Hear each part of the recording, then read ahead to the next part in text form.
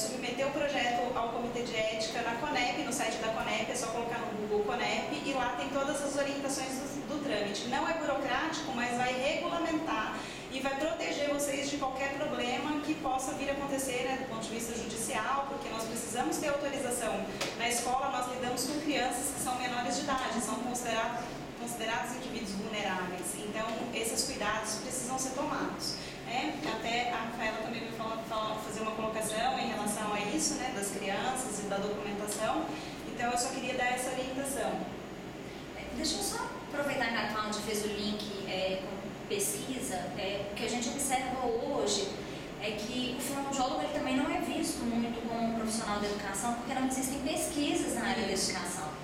Então, existe essa necessidade do fonoaudiólogo também se tornar um pouco mais pesquisador, publicar mais. Muitas vezes a gente vê fonoaudiólogos fazendo trabalhos super bacanas dentro de escolas e, no entanto, eles não são publicados. A gente tem ciência de profissionais que trabalham em escola que conseguiram reduzir assim, absurdamente o número de encaminhamentos para atendimento clínico. E isso não é colocado no papel, não é feito uma pesquisa. Então, cabe muito também ao fonoaudiólogo mostrar que ele é um profissional da educação, mostrar o valor do trabalho dele, o que ele consegue com o trabalho dele, para que as escolas comecem a enxergar o fonoaudiólogo não só como um profissional da saúde, mas como um profissional também da educação. Com certeza. Tá? Você quer fazer alguma pergunta? Porque a gente está direto. Então, aqui tem uma pergunta que ela está falando que sabe que algumas escolas de Belo Horizonte estão sendo realizadas triagens fonoaudiológicas sem autorização dos pais. Então, qual que é a orientação do conselho em relação a isso? Bom, como a Cláudia acabou de citar, por se tratar de crianças, tudo que a gente vai fazer com uma criança, a gente precisa de uma autorização, né? Nós não podemos começar a pegar uma criança, né, dentro da escola e eu vou fazer qualquer tipo de procedimento, mesmo que ele seja um procedimento preventivo.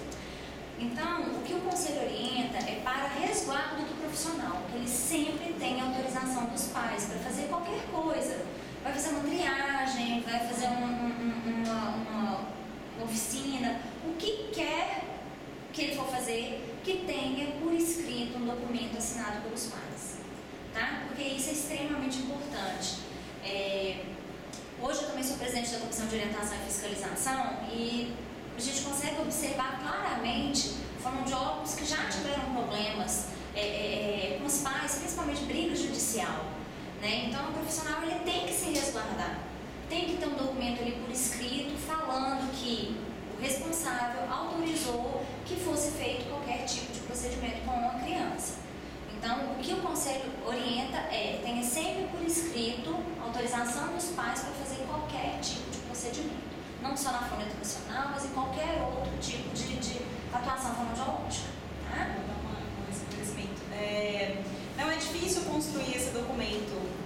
Normalmente ele se chama, vocês podem usar um documento que se chama Termo de Consentimento Livre Esclarecido. Se vocês colocarem isso também nos sites de busca, vai aparecer vários modelos. Então, nesse termo de consentimento livre esclarecido, você coloca a sua identificação, qual é o propósito do seu trabalho, quem é o responsável, em que locais esse trabalho vai ser divulgado, enfim. E isso tudo vai estar registrado, você fica com isso em 2 vias, pode ser até 3 vias, a escola também tem isso como resguardo e você já está resguardada. É um modelo, né, de documento que serve, também se aplica a esse tipo de situação. Então não é difícil, né, fazer esse tipo de documentação, é uma coisa que é tranquila e só serve mesmo para protegê-los e também para proteger o próprio sujeito que é o vulnerável, que é a criança, né? Sim, e essa ideia, só reforçando essa ideia que você falou, né, das 3 vias, ela realmente é interessante, porque você tem ali uma com você, assinada pelos pais, tem outra com o responsável, outra com a escola, então está todo mundo ali ciente desse trabalho e você está mais ainda resguardado, tá? Então esse termo ele realmente é bem interessante fazer em mais de uma via. Em casos de crianças cujos pais são separados, aí 4 vias, né? Porque os 2 pais, que é uma realidade que a gente tem lidado muito hoje em dia, né? Então os 2 pais têm que estar cientes e os 2 autorizarem, principalmente aquele que tem a guarda da criança, né? Tem uma pergunta aqui sobre a questão ética de fazer uma triagem na escola e depois atender aquela criança no consultório. Encaminhar para o seu próprio consultor. Isso. Falar o que eu falei? Pode falar, eu complemento. Bom, a questão da triagem, gente, vou reforçar então de novo a questão da triagem. O fonoaudiólogo precisa de parar de ter visão da triagem como vou triar crianças para ver um grupinho que pode ter uma alteração ou que tem uma alteração para fazer um trabalho.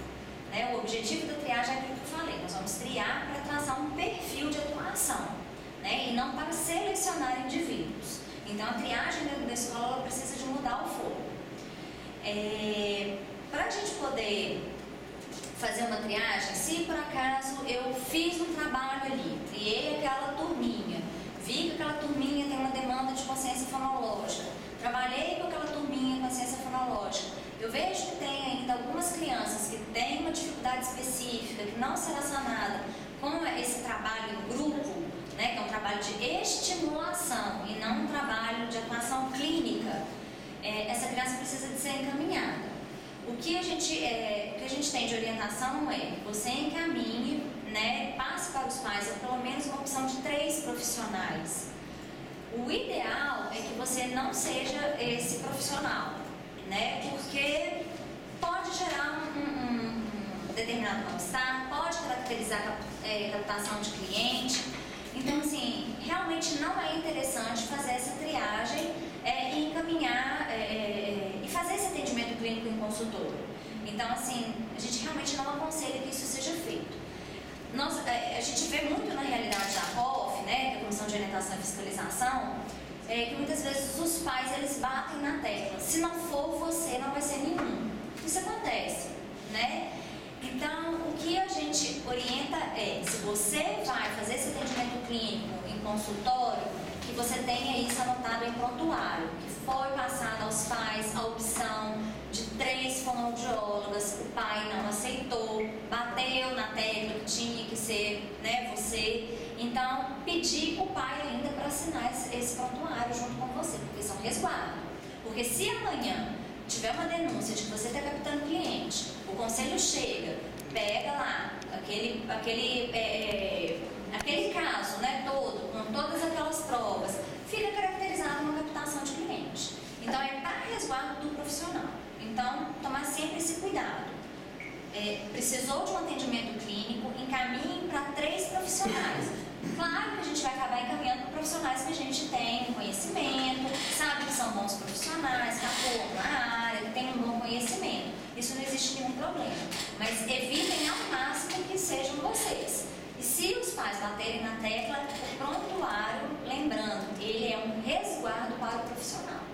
E hoje a gente tem até uma resolução de prontuário, que daqui a pouco eu posso até focar um pouquinho nela. Eu queria fazer só uma complementação em relação a essa dúvida e a ponderação da Rafaela, que no Código de Ética está escrito dessa forma: o fonoaudiólogo comete infração ética ao executar a triagem e encaminhar o cliente a si mesmo em consultório particular. De acordo com o artigo 7 do Código de Ética, consiste em infração ética: agenciar, aliciar ou desviar por qualquer meio cliente para si ou para terceiros. Então, esse é um cuidado que tem que ser tomado.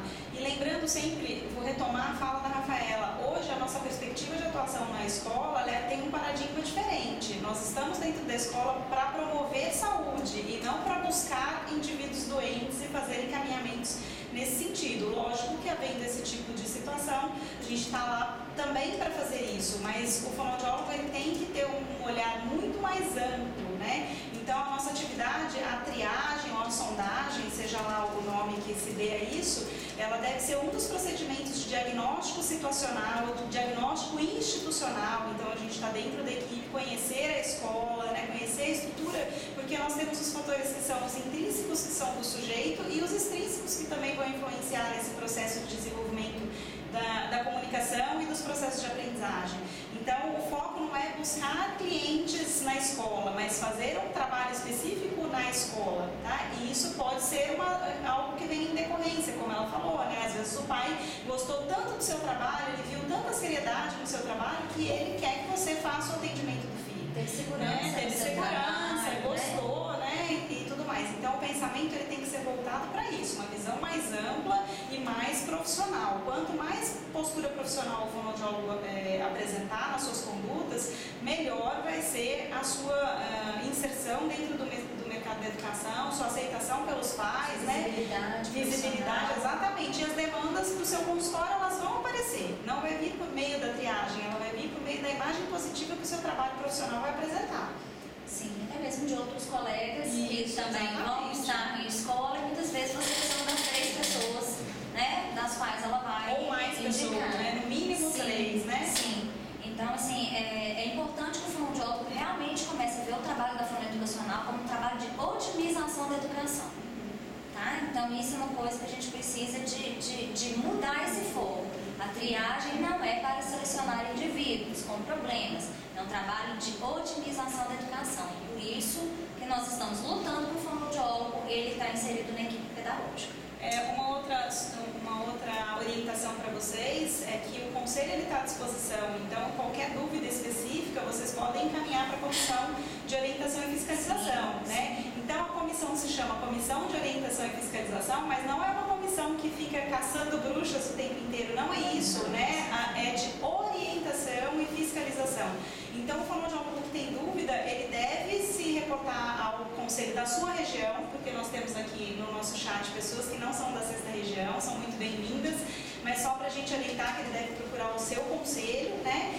E buscar tirar dúvidas e tudo mais. E eu aproveito e convido os fonoaudiólogos a fazerem a leitura do Código de Ética, né? E fazer o levantamento das suas dúvidas específicas em relação a este tema que nós estamos apresentando hoje e submeter então às COFs, né, Comissão de Orientação e Fiscalização, e também proceder à leitura das resoluções. Cada resolução que sai, ela fica publicada no site do Conselho Federal, né? O Código de Ética, em qualquer site de busca você coloca o Código de Ética da Fonoaudiologia, ele está lá acessível, não existe mais aquele livretinho impresso, né, da década passada. Hoje nós temos o documento virtual, né, digitalizado também. E as resoluções, elas estão todas publicadas. Então, eu li a resolução, fiquei com dúvida, deu uma ambiguidade, eu tenho uma dificuldade de fazer a interpretação desse parágrafo, encaminha para a COF, telefona, marca um horário, vem até seu conselho, vocês vão ser muito bem acolhidos. Sim, com certeza. E hoje é importante o profissional saber, porque muitas vezes ele acha que o conselho ele faz essa caça às bruxas, né? E na verdade a gente tem uma função muito mais de orientar. Hoje a nossa visão é muito mais de orientação do que de fiscalização. Tá? Então, o nosso objetivo é fazer com que o profissional conheça cada vez mais suas legislações para que ele tenha propriedade da sua atuação. Tá? Então, isso é uma forma de valorizar a profissão. Tem uma pergunta aqui que ela não está conseguindo realizar um grupo de estimulação na escola porque a coordenadora alega não ter condições financeiras.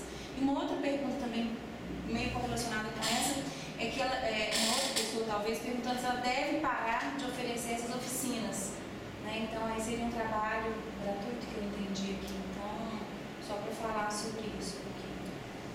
Vocês querem falar dessa questão que a escola não tem como pagar? Vocês querem fazer pontuar alguma coisa com esses casos? Porque desde o começo que a gente ouve muito falar, né, a gente tem que prestar atenção no seguinte: quando a pessoa vai fazer um trabalho numa escola, ela só pode fazer um trabalho sem receber nada por isso se for um trabalho assim, para divulgação da fonoaudiologia em geral. Não pode ser uma divulgação própria, né? Isso é uma coisa que a gente às vezes vê em resultados das pessoas também. Mas a gente deve fazer, o sindicato, eles sempre sugerem que vocês, em relação à escola, crie sempre um contrato, né, quando for trabalhar lá, o que vai ser, especificando qual vai ser o trabalho que você vai fazer, quanto que você vai cobrar para cada trabalho que você... E qual vai ser o período de tempo que você vai estar naquele ambiente. Isso. Então, nesse caso dessa pergunta, ela deve observar, né, você deve observar como que foi esse seu vínculo com essa escola. E se essa dúvida aí continua persistindo, a gente solicita que envie para nós um e-mail para a gente conversar, visite-nos se for o caso, se você estiver, né, no estado, né, aqui em Belo Horizonte, procure-nos para esclarecer melhor. Eles estão perguntando se tem alguma tabela de referência existe uma tabela de referência, ela está no nosso site. Essa tabela ela está um pouco desatualizada, inclusive eu gostaria até de convidá-los, né, aqui para comparecer à Assembleia, que logo vai ser divulgada, vocês receberão por e-mail essa tabela, mas eu gostaria de dizer que o que está lá está valendo, ou seja, é algo que pode ser utilizado sim, que foi algo decidido e definido em Assembleia, então como referência, todos os valores para os procedimentos que são realizados nesse tipo de atuação pode ser encontrado nessa tabela. Na verdade, a tabela seria um valor mínimo, né? Que tem um valor mínimo, um valor médio, mas como ela está desatualizada, então é sempre pensando que aquele ali é o valor mínimo mesmo. Não é fazer um valor menor do que esse, porque nós ainda temos uma tendência a aumentar mesmo esses valores na próxima reajuste. Né? Então, sempre pensar em palestras, se vocês vão dar palestras individualmente, né? Se vai ser assim, de vez em quando você vai na escola dar uma palestra e você vai cobrar o valor por palestra, por exemplo, né? Sempre pensando também que é importante, a escola às vezes vai precisar de um recibo, então essas coisas burocráticas também têm que ser consideradas, né? Então, se você fizer tudo dentro dos que as leis trabalhistas, e pensando que a maioria dos fonoaudiólogos que trabalham na escola hoje não tem vínculo empregatício mesmo. Então, você tem que pensar também nos